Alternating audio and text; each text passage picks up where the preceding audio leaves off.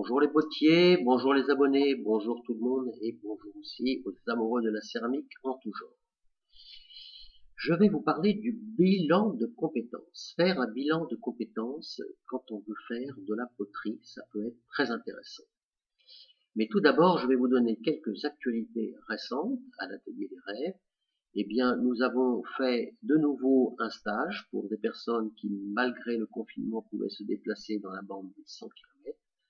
Et ça a fait vraiment du bien à tout le monde.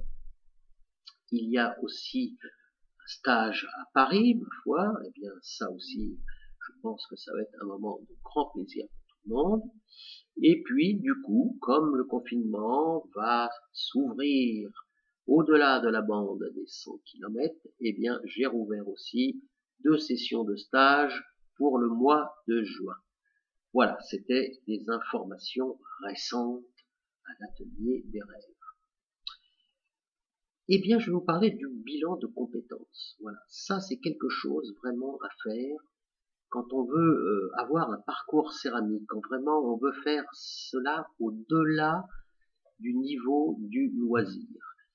Et les mains que nous voyons actuellement sur l'image sont celles d'une dame qu'on va appeler R. Eh bien, R est venue à l'Atelier des Rêves parce qu'elle voulait savoir où elle en est et comment elle peut appréhender son parcours personnel vis-à-vis de la céramique.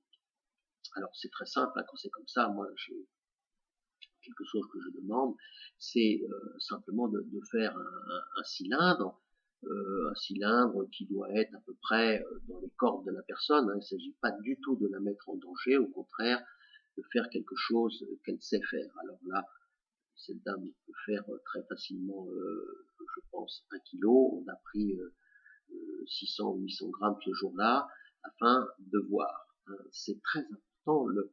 La personne qui va enseigner doit regarder ses gestes et se dire est-ce que je peux apprendre quelque chose?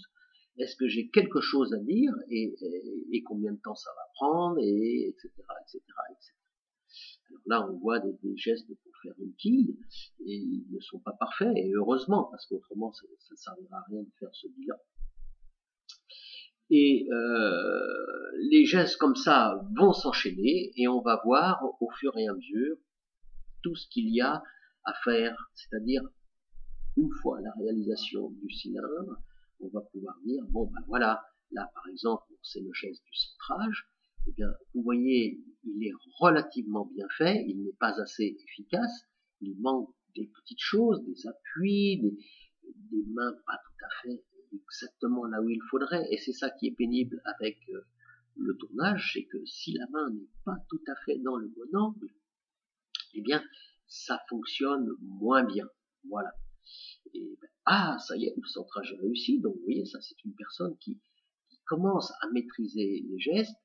Mais moi, ce que je pourrais dire, c'est que tous ces gestes sont là, ils sont pas toujours dans l'ordre.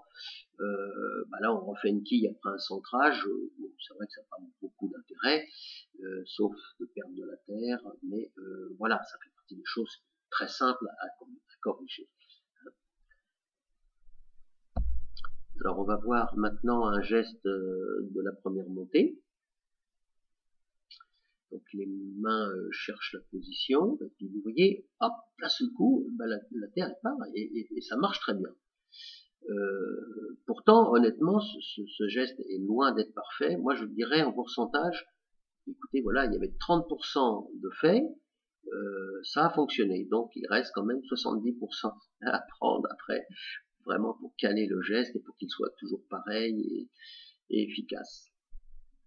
Voilà, j'en reviens à ce, voilà, là maintenant une montée traditionnelle, hein. On obtient un petit décentrement et puis une partie haute qui va un petit peu bouger, mais pour l'instant c'est pas du tout dramatique. Et puis maintenant, on refait encore ce qu'on appelle la montée à la cuillère. Et voilà, bon ça c'est une erreur classique, c'est qu'il y a un pouce qui empêche de faire la vague.